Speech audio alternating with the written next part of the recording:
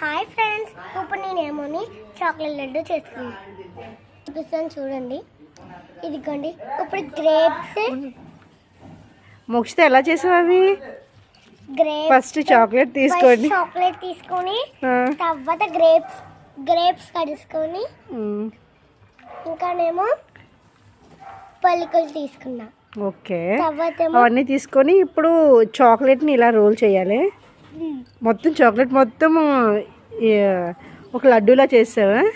అంతేనా? లడ్డూలా చేసి అప్పుడు సేమియా పుల్లలు పెట్టా. బాగా డెకరేట్ చేసావు. చూపించు ఒకసారి. ఒకసారి ఇలా ఉండు. బాగా డెకరేట్ చేసావు.